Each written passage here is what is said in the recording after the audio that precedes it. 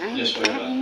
Unless nga para dun sa pagbili o pagpapahid ng information. Yes po, Your So, Honor. importante talaga makapagsumite ng mga dokumento at resibo ng mga di umanong pinagkagastusan.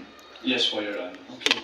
Sa kaso po ba ng OVP at ng DepEd, nakapagbigay po ba sila ng mga kompletong dokumento at resibo na hinihingi ng COA?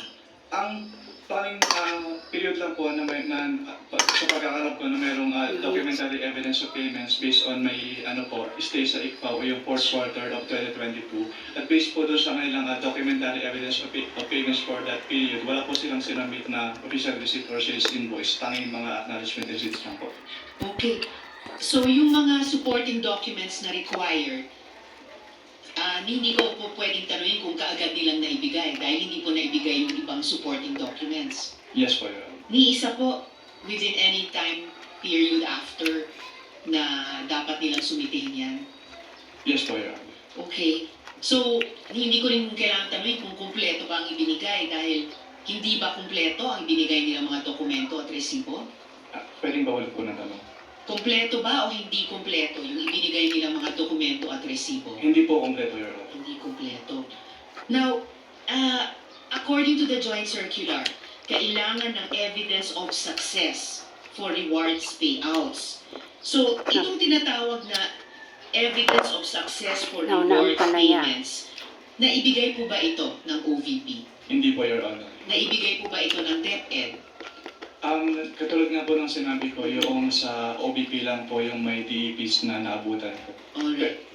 Pero hindi po naibigay ng OVP yung evidence of success for reward Opo. payments. Pero i-clarify ko lang din po, since ako po yung initially evaluate noong first and second quarter ng DepEd, based po doon sa aking mga na-evaluate na documents, wala din po silang sinabit na documentary evidence of payment. Documentary evidence na of success of the surveillance activities or information gathering activities po. Okay. At sa simpleng salita, bakit importante itong evidence of success sa rewards payments? Diyan po kasi malalaman kung bakit po yung naging payment nila ng rewards po. So, kasi dito sa acknowledgement receipt, makikita natin, marami-rami po ito, no? Nakalagay na kapag You're with the seal lightening deodorant. Confident ako. Light, bright, smooth. meron tayong napala. Merong napala ang gobyerno sa mga operasyon yan. Yes po, Your Honor. Kaya po namin ni-record na i-submit po yun. Alright. Salamat, Mr. Witness. Salamat po, Mr. Presidente. Thank you, Senator Judge Ontiveros. Before recognizing Honorable Padilla, Chair, yes, Senator Lacson, after Senator Soto, I believe.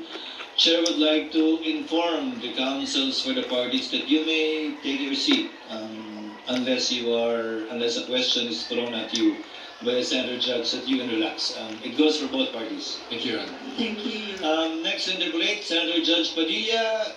You may proceed when you're ready, sir. You have 2 minutes. Maraming salamat po, Ginoong tagapamahalang hukom.